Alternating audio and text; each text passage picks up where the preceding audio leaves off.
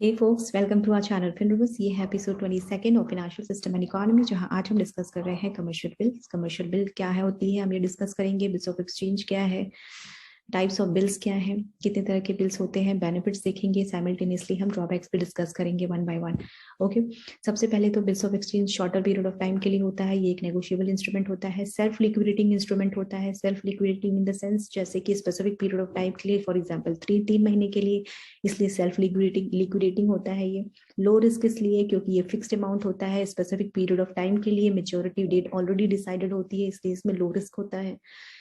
According to section 5 of negotiable instrument act के हिसाब से ये बिल्स ऑफ एक्सचेंज एक नेगोशिएबल इंस्ट्रूमेंट है। कैसे देख लेते हैं हम। रिटन इंस्ट्रूमेंट होता है, ये इन राइटिंग होना चाहिए, कंटेनिंग एन अनकंडीशनल ऑर्डर, यानी कि ऐसा नहीं होना चाहिए कि ये पर्टिकुलर इवेंट हुआ तो ही हम पेमेंट करेंगे, अदरवाइज नहीं, ऐसी कोई कंडीशन नहीं होनी चाहिए। साइंड बाय द मेकर, यानी maker in the sense seller. Bills of exchange बनाने वाला जो है सेलर होता है। ओके, क्यों होता है? क्योंकि उसने गुड्स को क्रेडिट सेल किया हुआ होता है, सो उसकी जो गुड्स की वैल्यू है उसके पार के हिसाब से वो बिल को जनरेट करता है। ओके, सो इसीलिए साइंड बाय द मेकर होता है। डायरेक्टिंग टू पे certain amount of money, money में कोई अमाउंट, जो मनी का अमाउंट है उसमें कोई एम्बिग्यूटी नहीं होनी चाहिए। स्पेसिफिक अमाउंट के साथ में वो पेमेंट की डायरेक्शन होनी चाहिए only to a particular person, इस पर्टिकुलर पर्सन को जिसका नेम और एड्रेस उसमें मेंशन हो, या फिर बेयर टू द इंस्ट्रूमेंट, ये डॉक्यूमेंट जिसके हाथ में है वो उसका ओनर है। इस तरह से ये बिल्स ऑफ एक्सचेंज इंडिकेट करता है। ओके, बिल्स ऑफ एक्सचेंज जैसे हमने अभी डिस्कस किया कि ड्रॉन बाय द सेलर होता है।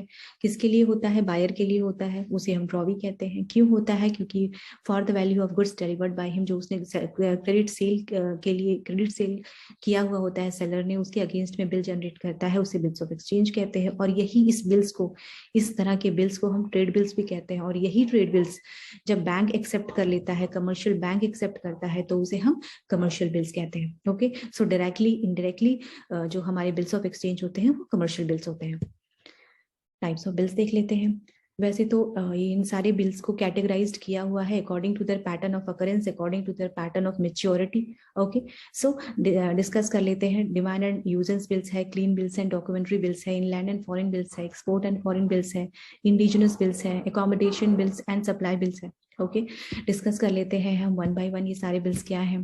Demand and usance bills, demand bills payable as soon as such bills are presented to the drawee, मतलब जैसे ही अकरेंस हो जाती है, जैसे ही गुड्स की डिलीवरी हो जाती है, वैसे ये डिमांड बिल्स जनरेट हो जाते हैं, यानी कि पेबल एट साइट है, इसे हम साइट बिल्स भी कहते हैं। यूजेंस बिल्स यानी टाइम बिल्स, इसे टाइम बिल्स भी कहते हैं। जैसे ही मेच्योरिटी कंप्लीट होती है वैसे ही इसका पेमेंट किया जाता है। Okay, mentioned in the bills, maturity period already mentioned in the bills होता है, इसलिए इसे टाइम बिल्स भी कहते हैं। Next one is clean bills and documentary bills, ऐसे बिल्स जो सपोर्टिव होते हैं, accompanied by document of title of goods होते हैं, उस बिल्स में अटैच किए जाते हैं। जैसे railway receipt, lorry receipt, bills of lading, ये सारे डॉक्यूमेंट जो है टाइटल टू गुड्स होते हैं, ऐसे बिल्स को डॉक्यूमेंट्री बिल्स कहते हैं।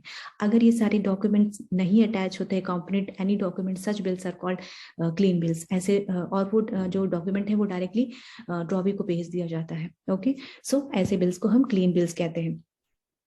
Okay, next one is inland and foreign bills.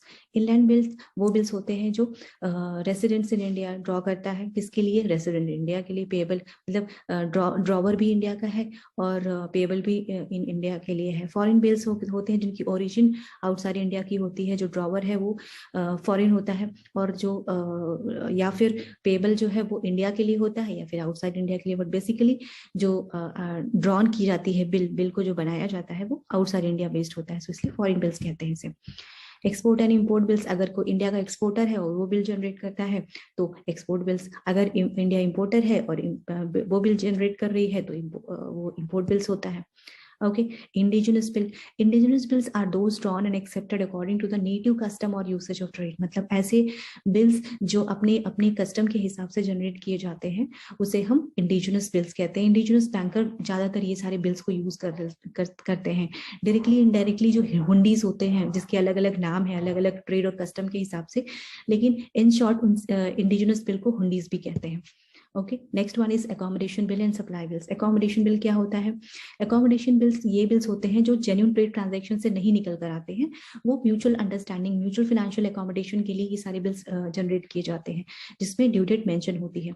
Okay, supply bills, supply bills को नेगोशिएबल इंस्ट्रूमेंट कंसीडर नहीं किया जाता है, ओके, मोस्टली कमर्शियल बिल से, कमर्शियल बैंक से एडवांस के लिए ये सारे बिल्स जनरेट किए जाते हैं। ओके, बट ये याद रखना है कि सप्लाई बिल्स को नहीं किया, नेगोशिएबल इंस्ट्रूमेंट नहीं कंसीडर किया जाता है।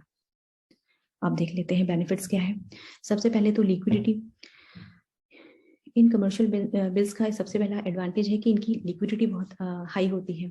क्यों? क्योंकि स्पेसिफिक पीरियड ऑफ टाइम के लिए होता है, शॉर्टर ड्यूरेशन होता है, इसलिए लिक्विडिटी ज़्यादा होती है। सर्टेनिटी ऑफ पेमेंट होती है, अश्योरेंस होता है कि स्पेसिफिक पीरियड ऑफ टाइम के लिए, शॉर्टर पीरियड ऑफ टाइम के लिए इतनी मेच्योरिटी है, सो सर्टेनिटी ऑफ पेमेंट होती है। आइडल इन्वेस्टमेंट होता है किसके लिए? बैंक्स के लिए।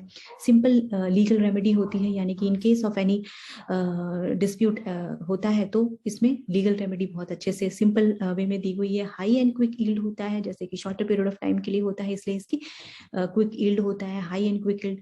इजी सेंट्रल बैंक कंट्रोल, यानी कि आरबीआई अपनी मॉनेटरी पॉलिसी के थ्रू डायरेक्टली इनडायरेक्टली इसे बहुत अच्छी तरह से एक्यूरेटली फंक्शन कर सकती है, कंट्रोल कर सकती है।